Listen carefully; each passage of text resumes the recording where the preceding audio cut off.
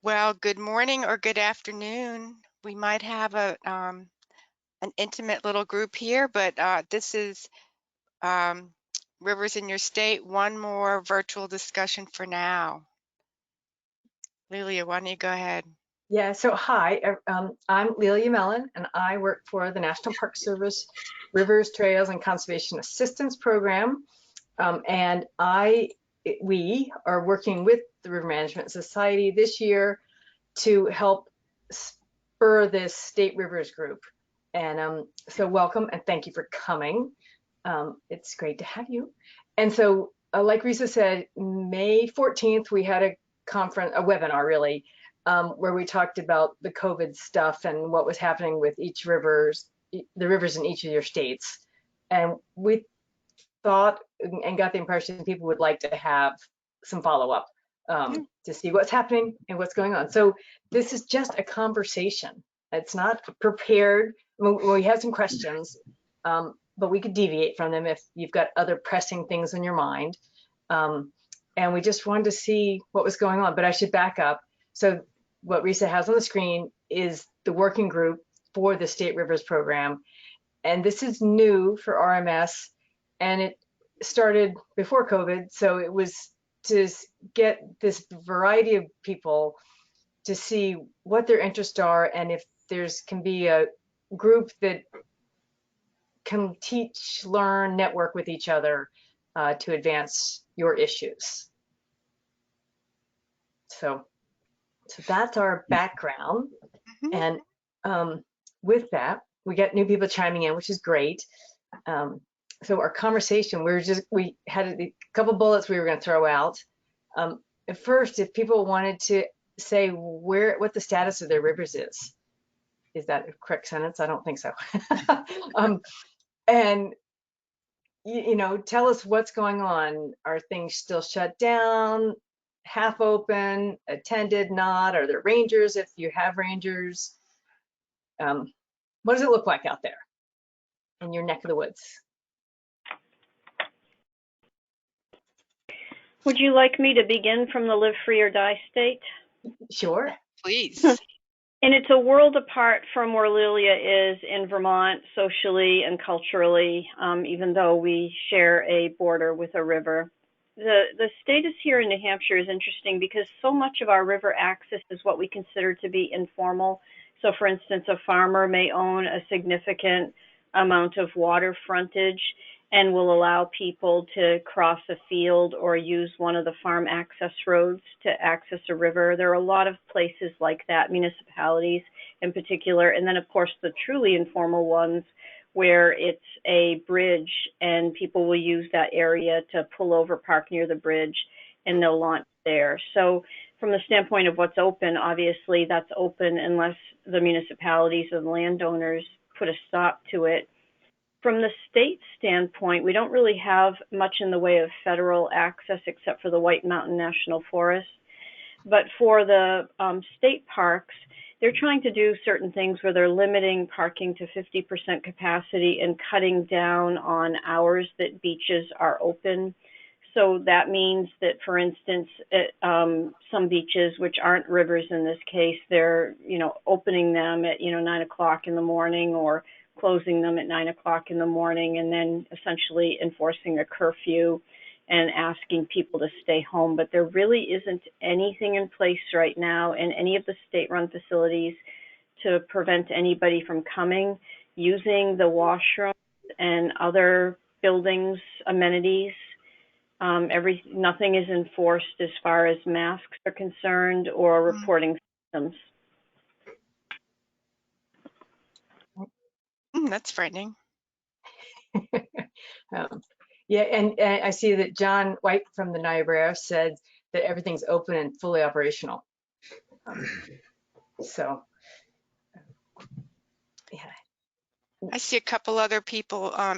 Lynn from here, we're kind of elaborating on this. But Lynn or Nancy, if you want to chime in, please do. So in Virginia, we have formal access points on many of our rivers. We have 49,000 miles of river in Virginia, so we have a lot. that are run by our game department, and then some municipalities, but we also have informal access points off of bridges. And we have a landowner liability law that allows people to let folks, walk across their property or use it if they'll let them. But property rights are huge here, and so a lot of them won't let you walk across it anyway. But how this is happening in terms of access right now, they're limiting accesses to exactly what parking spaces are available. Lots of times people park along the road so that the parking lot is expanded, so to speak, and so they're cracking down on that. And our beaches are open, but they're all asking for social distancing. And then masks are required, but aren't often enforced. Lynn, when you talk about the parking, are they therefore like giving tickets more aggressively? That's what I've heard that they're doing. Yeah. Mm-hmm.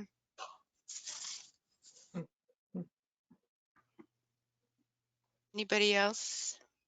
Yeah. So our question, if you've just arrived, and this is just a conversation, but we've got a few prompts or questions of, are things still closed to some degree in your states, and what does that look like?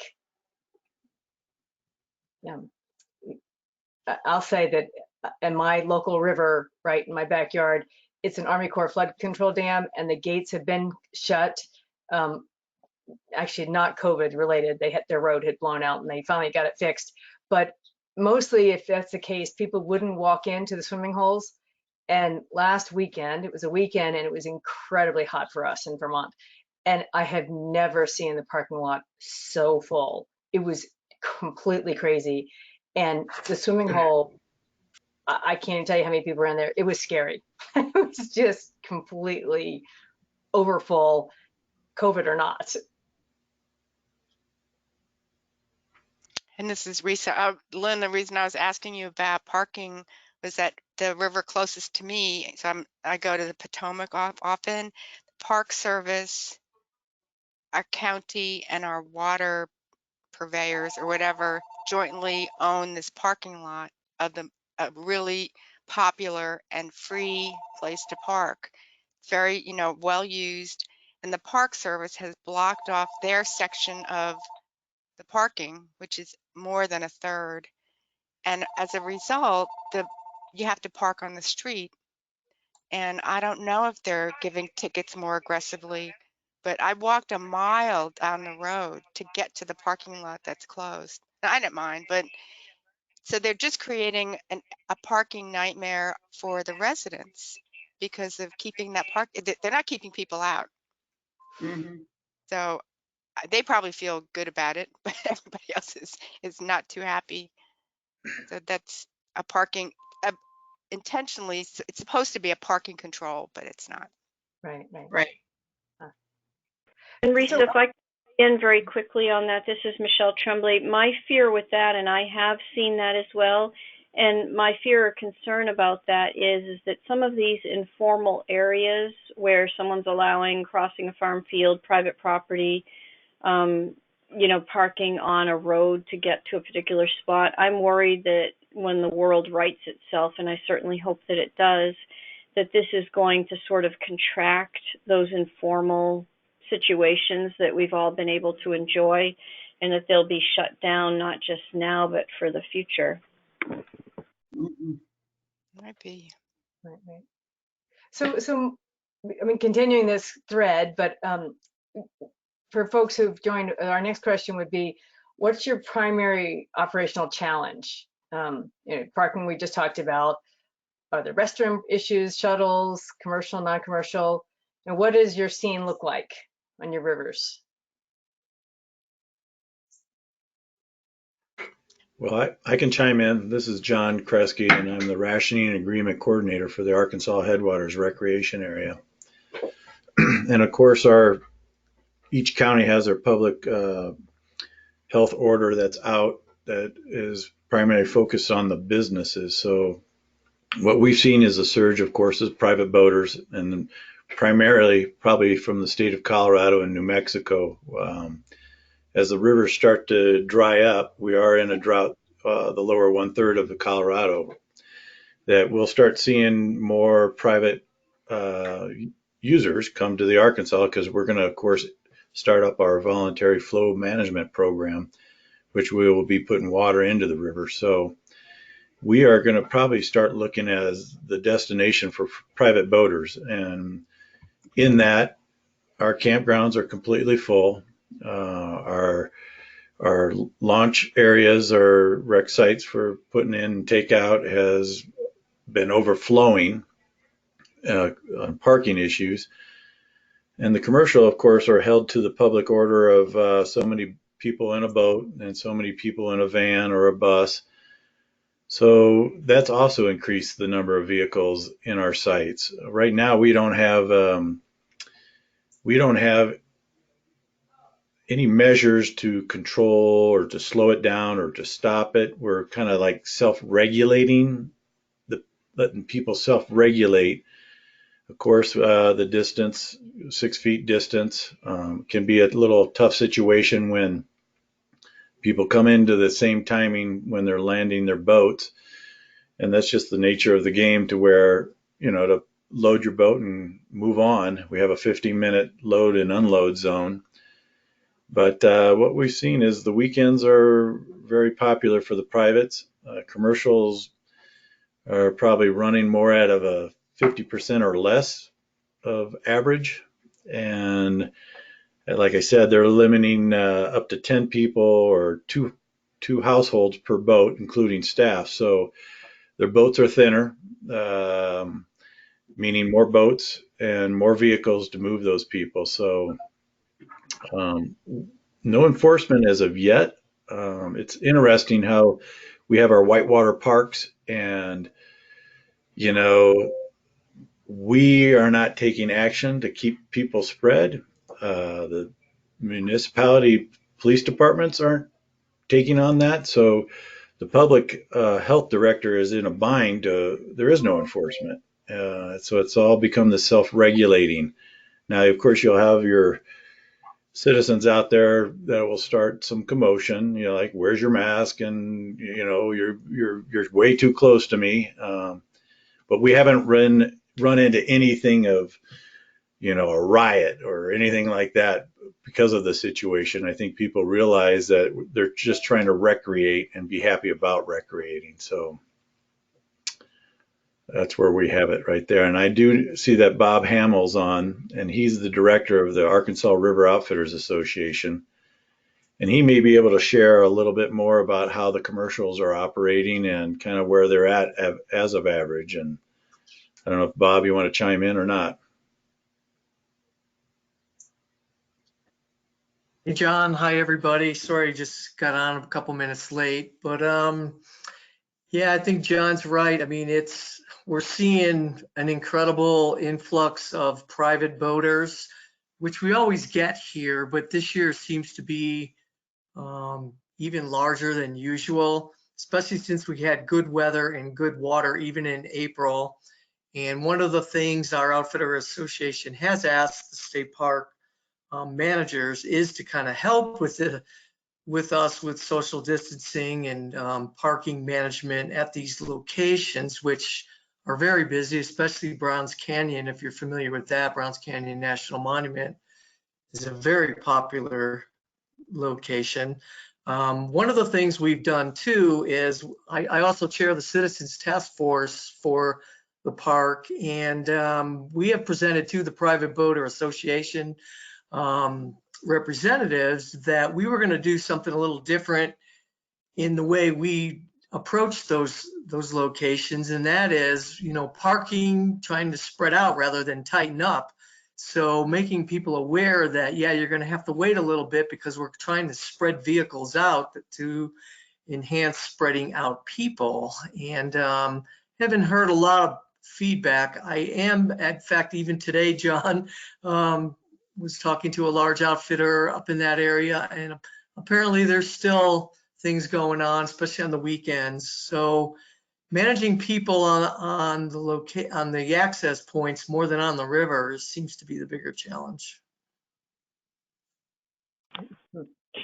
Here in New Hampshire, we have another challenge, and it didn't start because of COVID, but it's increased, and that is that boat launches are now cluttered with people who are using them as beaches where they couldn't otherwise use an area. And last year we had a bill in the legislature where someone felt like people should be able to use boat launches as beaches in the parking areas and put lawn chairs out. And I'm just wondering if anyone else is seeing that behavior as well, because it does create quite a cluster, not only to prevent launching, but crowding people in areas that previously weren't crowded. They might just get run over some places.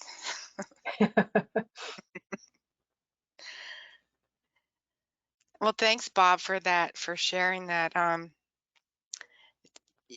John, how many outfitters do you have on the Arkansas again? You mentioned it recently, but it's Yeah, we have 48 boating outfitters. And of course, we have other activities too. We have mountain biking, very limited. We have mountain climbing, limited. Fishing, walk and wade fishing. And of course, most of those activities are pretty isolated. They're not going to where the private user goes as much. They're all self-regulating themselves pretty well on that. Like we mentioned, it's really those access points. And all our campgrounds are open and they're full. So that adds to it when people just want to walk down to the river. So, Yeah, Nancy Taylor wrote in and said that, yes, the parking is difficult. And she's in Oregon and Washington, both of the trail access points and the trailheads causing concentrations of people. And again, John White said that more private boaters, it looks like this year, and that they don't seem to be educating themselves about and are creating conflicts with outfitters and landowners. So it sounds like the same thread is going on throughout here. Back to John Kresge, you said your campgrounds and everything's open. Are you up to your regular capacity, or have you limited what is available this year? No, we're full capacity. So every site is full. And of course, we're trying to encourage people not to congregate into other camps, like have the big party down on camp number 10. And we've seen pretty good distancing that, stay in your own facilities. And especially if you have to me, I would, if I had a camper that has a toilet, I'd be using that rather than the public, because we can't keep up by cleaning. And they put it out to the commercial campgrounds that you got to be cleaning them every 2 hours. Well, we're 150 miles long and we have so many restrooms that only one person can clean up river and down river. So we're cleaning them daily, but there's no way that we could keep up with the 2 hour required or recommended. Right. I'm curious whether people are seeing that, are there users bringing their own wipes and stuff if they're using public facilities? Does anybody know? I don't know that on our end. We just have a lot of toilet paper in the maintenance room there going out. So Yeah. Right. Okay. So our next. I want to mention something, John. Could you also describe how you're defining household? I think that's really interesting. Yeah. So the latest and the greatest public order that came out on June 18th is targeting outfitting and guiding. And what they're saying, and Bob might chime in on this too, is you can have up to 2 households. Well, that household has been, if you want to talk about tax purposes, that's everybody that's living in that house. But households been talking about, well, if you travel in a vehicle, that's considered almost like a household, even if it's your cousin that's in that vehicle. So that terminology hasn't been defined through the public health order. So it's kind of your own interpretation. But if they're coming in a vehicle, up to 6 people in that vehicle, the outfitting community is kind of taking that as that's the household. So we could put all 6 in the same raft, because they've already been together on the drive to the outfitter. So they're feeling like that's adequate to put those 6 people in a raft. Is that right, Bob? It is, but the capacity is actually a little higher because it's based on what some outfitters on other rivers in Colorado can do, like on the Colorado River and a river called the Animas down in southwestern Colorado. They run some pretty big boats where they could actually put 8 to 10 people in a boat. So the capacity in the public health order is actually 2 households up to 10 people. Well, in the Arkansas River, we never put that many people in a boat. 7's about maximum plus the guide.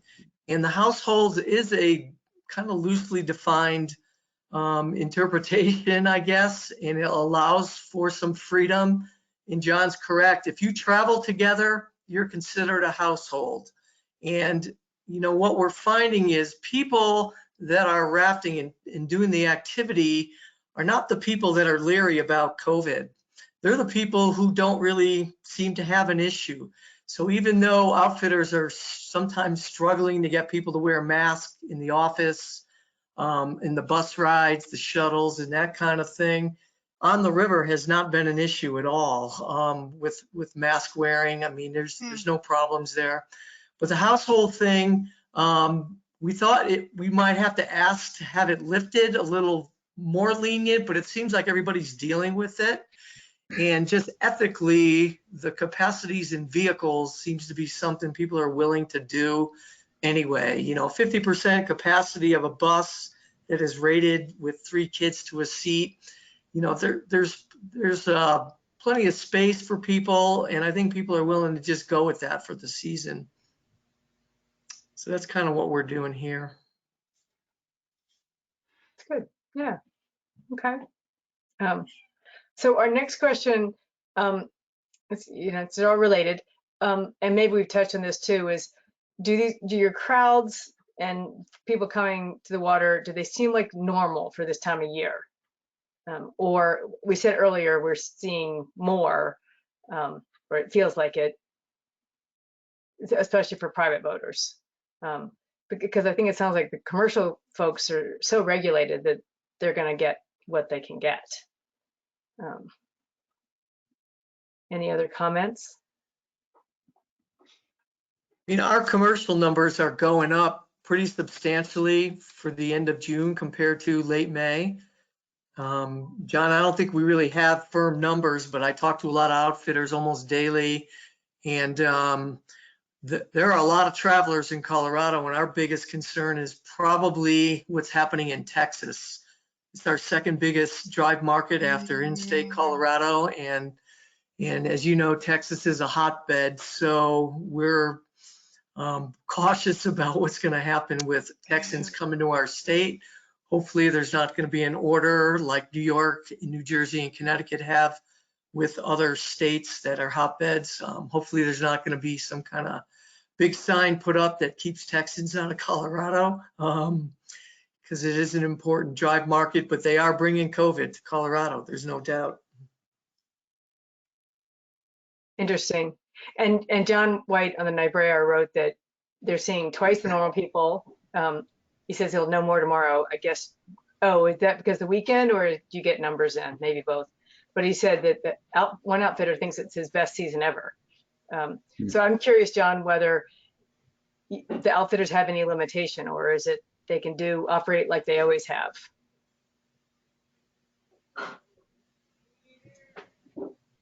Can you hear me now? Yeah. Yeah, I think their only limitations are on their amount of staff and boats.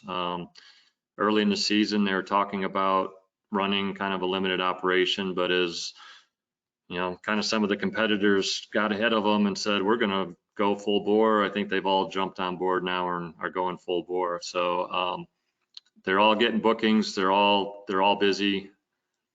And it may be their best season ever. We're, like I said, we do counts, actual counts every other Saturday, and the last count we did 2 weeks ago was double what it was normal for that time of year.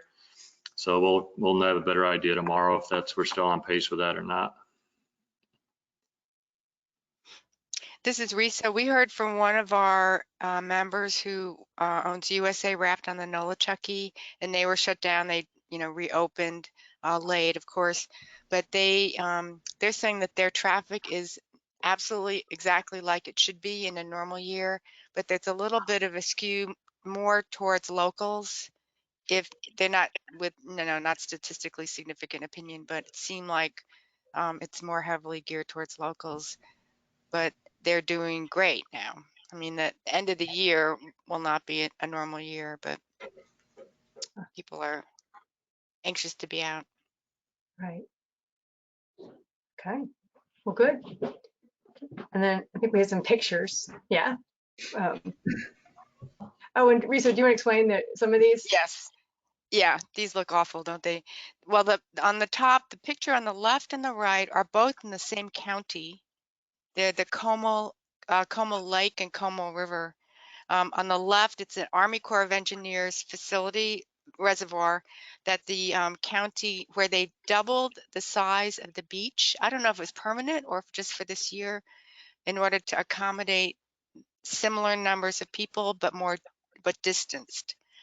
And so while this looks like a lot of people, they're trying really hard to be distanced here. This picture is from late April, early May. And then on the right, this is taken a couple weeks later, mid-May, on the Como River.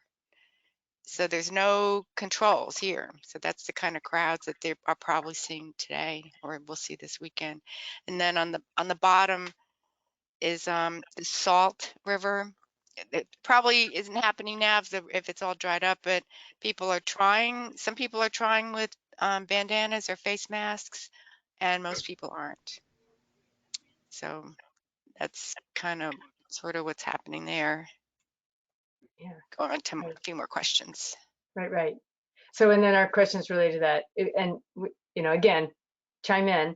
Do you see people social distancing, wearing masks, caring, not?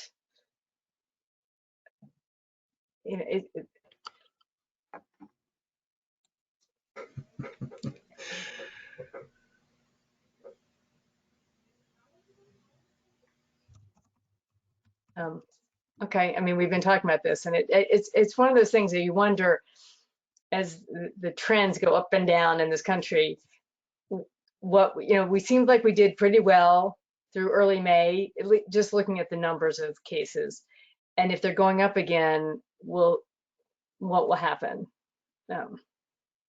Yeah. John is saying, yeah, no masks, not much effort. That's on the Niobrara. Right. For outside, I think the drivers, the concessionaires, their drivers are wearing masks. They're asking their passengers to wear masks. But once people get outside the vehicle and on the water, I've not seen anybody wearing a mask.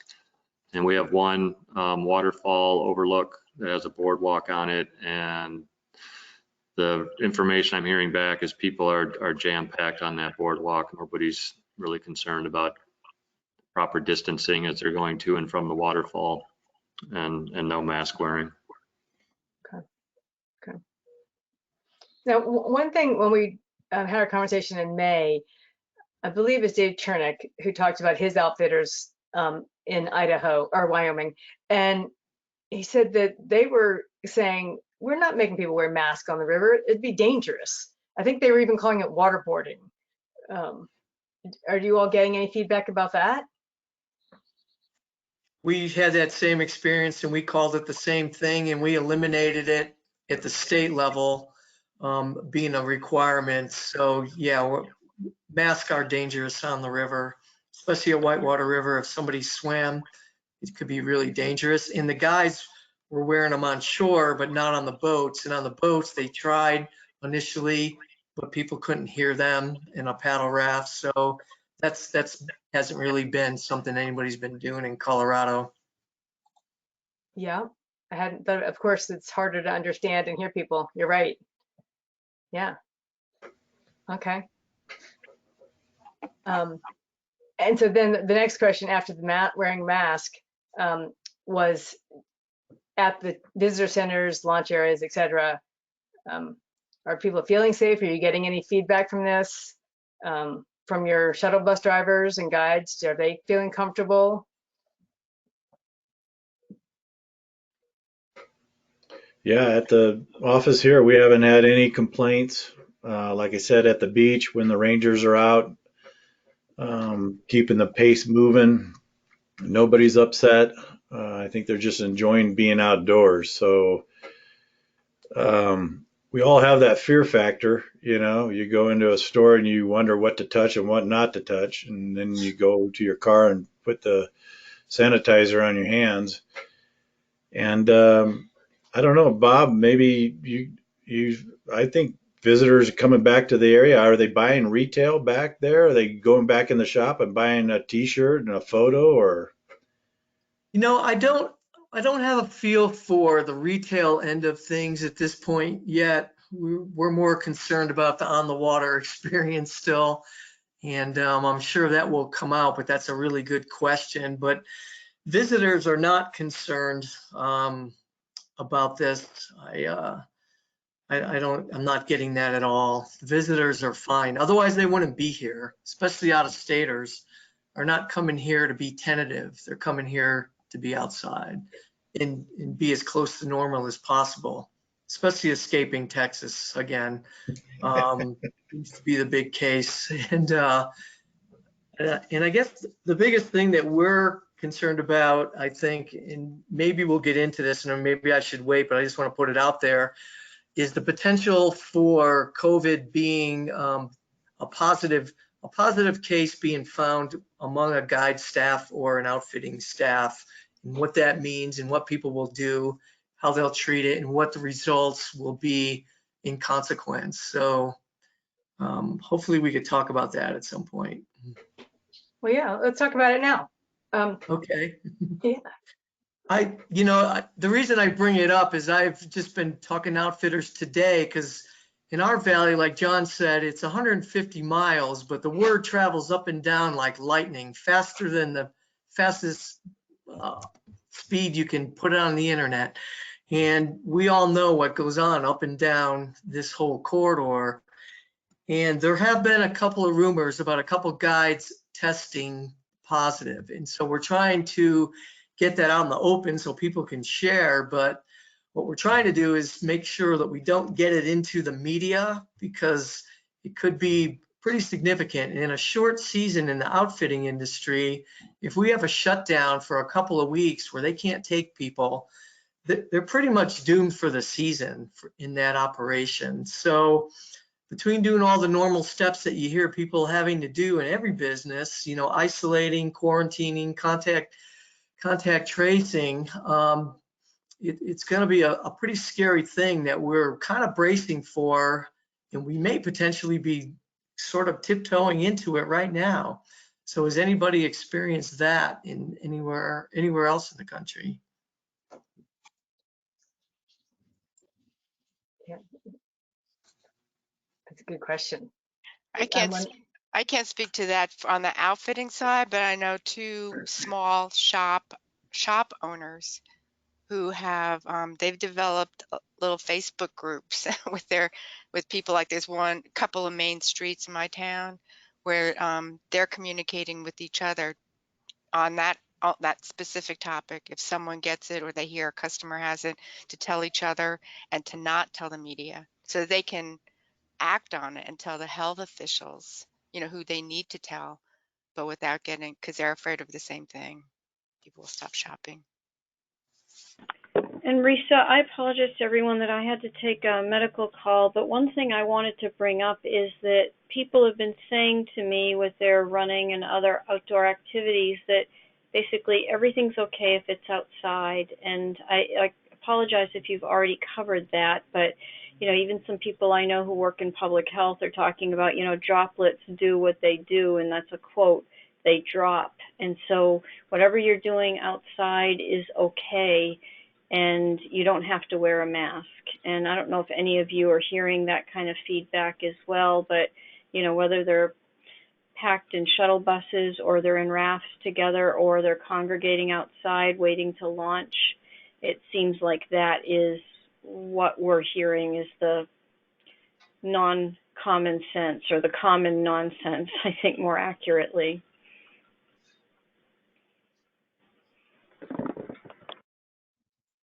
Well, we haven't said that, but it sure feels like that's the attitude.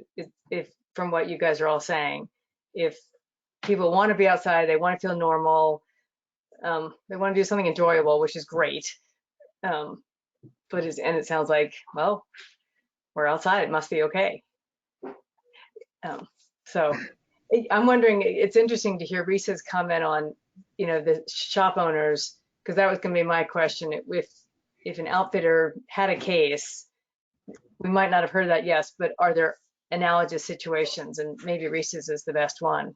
And it sounded similar, that they wanted to tell each other, but not let it get too far, just to Where it clarify falls everything. apart, where it's likely or where it stops being controllable is if there's some evidence of someone being testing positive or feeling sick or something like that, they're customers. So they have to contact their customers. Right. So the customers tell them who their family is, or one case I know, they tried the contact tracing and they were pretty lucky. There was no news of that, that case, if you will, in the news, but they did pursue everything they needed to pursue. Right. They didn't hide it. Yeah. So in Vermont, where I live, the governor has a press conference multiple times a week, and I caught it the other day, and there was a business that had a case, and they would not, for privacy reasons, because the reporters all kept trying to get the information of which business and where, and he was willing to say the town, and he said, I will not tell you more, because I don't want to hurt that business. That they were doing the proper things at that point, between contact tracing and, making sure everybody's healthy. But so I found it interesting. Yeah. So going to this next question, which kind of relates, how are we going to know if you've got all these operating plans in place that we've spent lots of time most of us this spring? How are we going to know if they're succeeding? If I guess it will be if people don't get sick.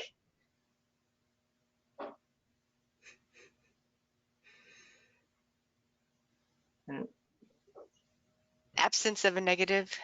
Yeah, which is, isn't that what Dr. Fauci told us at the very beginning? If you're doing it right, it's hard to pin it down and congratulate yourself because it will look like nothing. Okay. So I think we had a few more pictures. So one thing John said, he added something. Our visitor center sales are ahead of pace. Visitors are generally complying with our request to wear masks. People are compliant in Nebraska.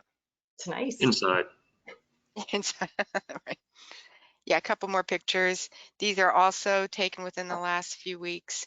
Apparently, people at Lake Havasu on the left are going crazy because of the crowds. And the people in the foreground I guess, are socially distanced if they are part of households. We can only guess. People in the background look like they might be kind of close together. And then on the right side, this is blown up for a really tiny picture, but on the South Platte River in Denver, outfitters are trying to do their best. And there's a big sign on that bridge that says COVID-19 alert, maintain physical distancing. So you could tell they're trying there. And the article I read seemed like they were hoping for the best, sort of. That's good. Okay. Yeah. A bit more sharing. Right. Yeah. So have folks learned stuff in this spring? Is it helping? Yeah, and I'll speak to that. Here at AHRA, we we are bound by the management plan to have capacities on the river. And once those capacities reach, we go into rationing. And so first measure that we took back in May is to go ahead and add it to the rationing plan, and what we call it is a public health exception. That means it's kind of like a low water year exception. We're allowing the outfitters not to worry about this year and their historical use and contributing to future allocations that they are worried about losing their allocations, because every year, every 3-year cycle, we go over and recalculate what their allocations are being. So we went ahead, and the first measure, what we did was go ahead and put this public health exception in it. It's like a low water where you're not going to reach 50% of your demand for that year. We shouldn't be penalizing outfitters that can't meet their allocations at 100% or 80% of demand. Another thing that we did on the Arkansas is we do a preseason payment, and we're a fiscal year of July 1. And it's usually 50% of your previous year is your use fee is paid up front by July 1. So this year also, we cut that down to 25%. Yesterday, the 25th was the payment due date. So we gave them a little more time to build up their reserves to pay us, but we also cut it down to 25%. So we've taken measures right off the bat to help the commercial outfitters, because we know their hardship financially. And hopefully, by the end of the year, we'll know what our numbers truly are. But we predetermined what we're going to do is to help them out at the beginning so that they can survive throughout the year. So always trying to be 3 steps ahead of the game. And of course, we value the partnership with our outfitters. So as a state agency, we're willing to take a little bit of the hit financially for this fiscal year, but hopefully we can rebound on the end of the year. Interesting. That's great. Others?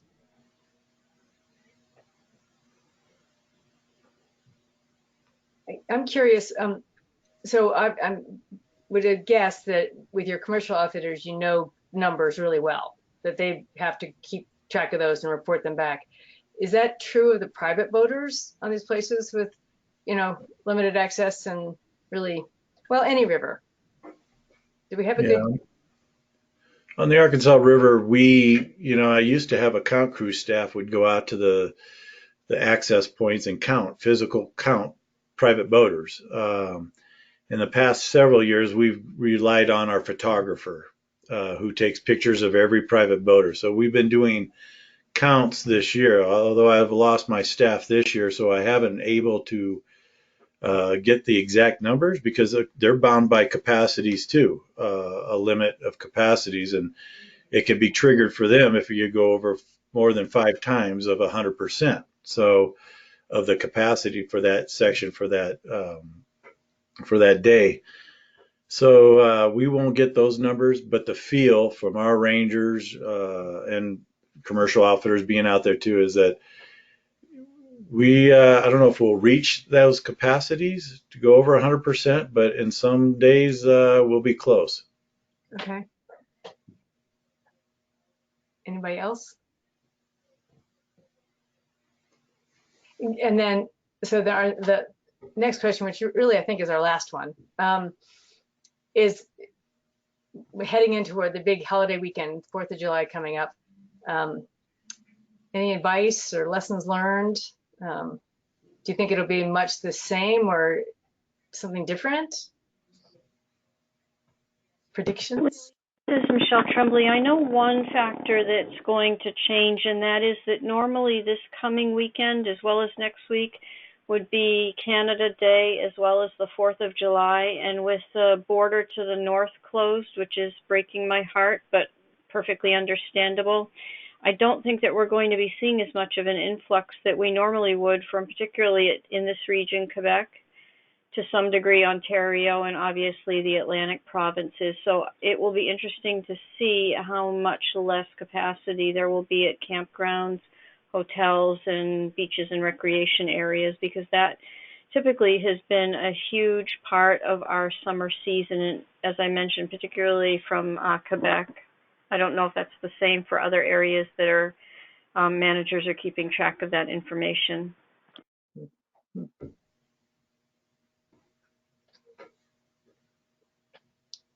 This is Risa. I see some people who we haven't heard from. We're welcome to chime in. Pitt or Mike, Sean, and also wondered if like for Bob or for John, if you're communicating with your healthcare facilities, are everybody making sure or they know what their, I guess if you see a crowd this week, you wouldn't be packing the hospitals this week or the healthcare facilities, but I would think that they're the ones who should be bracing as much as any of the folks who are seeing the visitors on the river or visitors to town.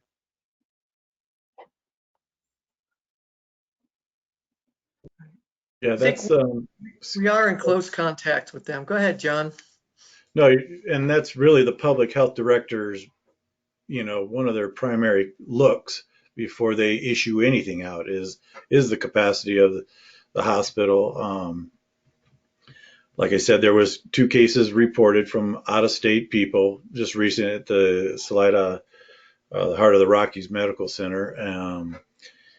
To me, I think we have to encourage people, even as they check in or whatever, if you're not feeling well, please, we don't want your dollar. We'd rather have you not spread it, so please go home.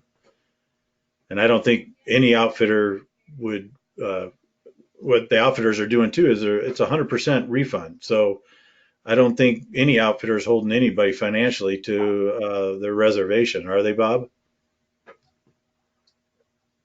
No, everybody's real lenient up to the last minute. Reservation cancellations is fine, which is not the norm. So I think people are doing what they can to accommodate that. And as we mentioned, we span a lot of miles, and so we actually go into we have 2 main counties that we deal with, but actually touch a third. The 2 main counties, their public health officers are in close contact, even though they're 60 miles away, trying to do the same things and have the same health orders. And yeah, it's something we pay attention to, and our capacity is not very big in one county, Chaffee County. There's only a handful of beds in that hospital. So they do keep track of it. If we see a little spike, it could change what the health orders are. So just like it was in March and April, it's a day-to-day thing. We don't feel like the health orders we have in place today are guaranteed to be there through the whole summer. So that is a lot of anxiety as well. Yep. Rita, I'll jump in for just a second. This is Pitt Gruey. I'm the director of the Office of Outdoor Recreation for Utah. And thanks for letting me participate today a little bit and listen and hear what's going on in other states and other regions. It's very helpful. I think we kind of echo a lot of what's happening in Colorado as well. We're seeing a lot of private boaters, private permits for rivers are going fast, are gone. We're gone very fast once they were opened up, which is typical, but I think even this year it was even faster than normal. And the concern there, it's a lot of new users. And so dealing with waste on these overnight trips, it's people that aren't as experienced in river trips in the past. So, that comes with its hurdles of, proper use of a groover and proper, disposal of waste and everything else that comes from these overnight trips, which, it is a challenge for our land managers, especially with the entities that are managing it being kind of low on staff and not kind of having the opportunities to educate it, put in as much as we'd like at this point. And so that's the case. The same as well with our fishing rivers and those trips, not just whitewater, but the we're seeing a lot more private use where we are encouraging use of outfitters where possible, just because I think it's a great education opportunity for a lot of first-time users and new users. But our outfitters and tour companies are, you know, probably about 50% is what the average of capacity as far as their bookings go for this summer.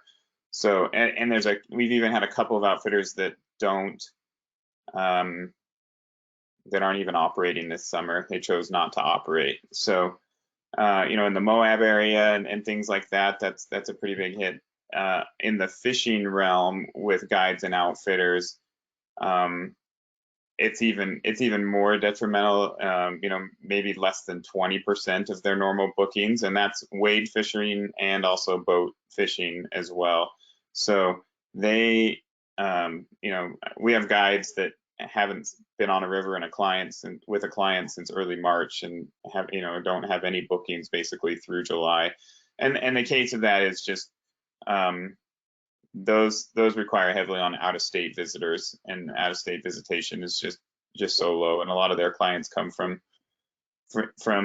cooperation with hotels and booking agencies and things like that. And since that is so down, that's affected it. That doesn't mean our rivers aren't getting used, though. You know, local traffic, everything else is very heavy.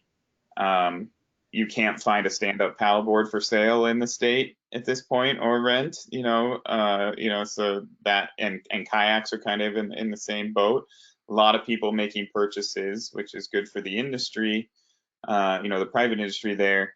But again, a lot of new people to it. So the concern really is education on our part and kind of managing the touch points and opportunities to educate people on proper etiquette, respecting the resource and everything else. So, not to repeat what's already been said, but, dealing with a lot of the same things, and mask wearing and respect there it is fully county dependent. Here in the Wasatch Front, Salt Lake City, mask wearing is more prevalent.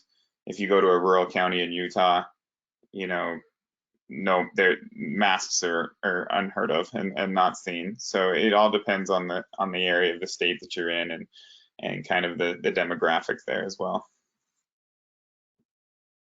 So this is Risa. Thanks for joining us, Pitt. Are you thinking that the new use or new users that you're talking about, do you have a feel for if they're coming from just people are pent up and they want to get out and they say, well, let's do that instead of what we would normally do? Or do you think the promotion of doing outdoor recreation has driven that because it's healthier instead of, playing basketball in your county, go rafting or whatever? Yeah, I think it's a combination of the two. I mean, reality is, no movie theaters, no sport to watch on the weekends, so those people are looking for other ways to get out, and they remember that at some point when they were a teenager in school, they went on a rafting trip or they went on a fishing trip, and they're like, yeah, I can do that. Like, let's go do that again, even though it's been 20, 30 years. And so they're not regular users or they're new to it. Part of it also is the encouragement of outdoor recreation and the popularity of it.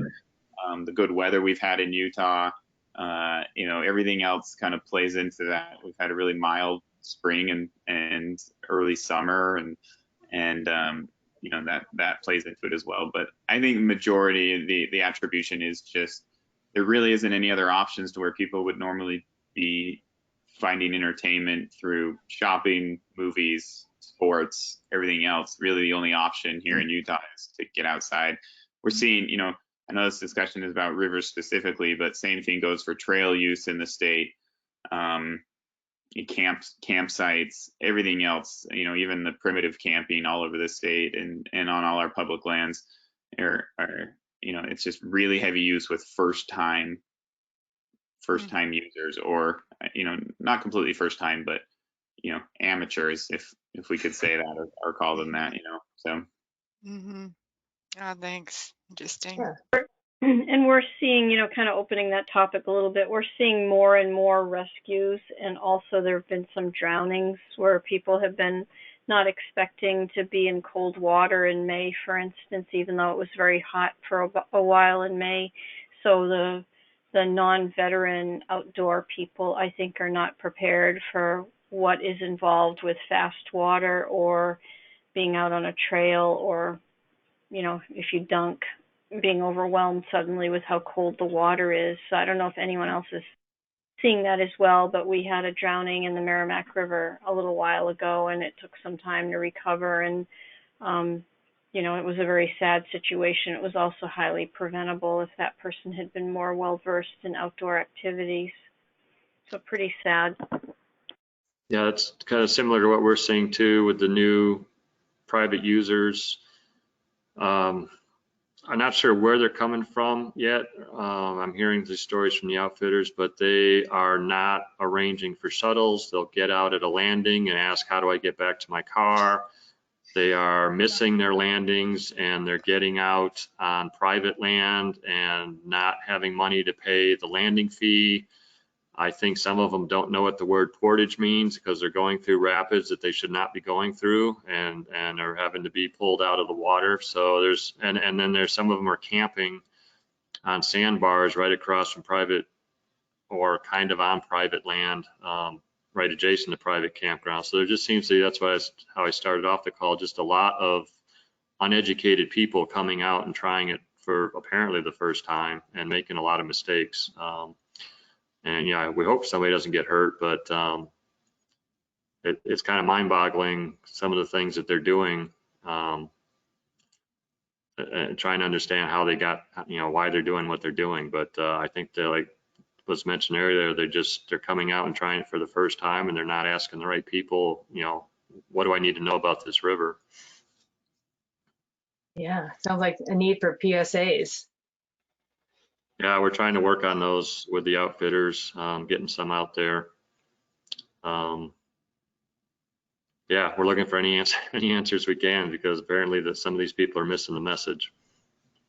That's sad stuff. This is Risa. That's happening on the Potomac River. There have been a high number of, a couple of extra drownings versus normal. This is when people do drown because the weather is warm, the water looks pretty and fun and clear. It's not brown, but it is cold and deep still.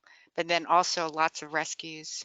And that's from specifically from like rainstorm on a Friday or one day, and the water, Potomac's really long, the water will get to where people congregate the next day.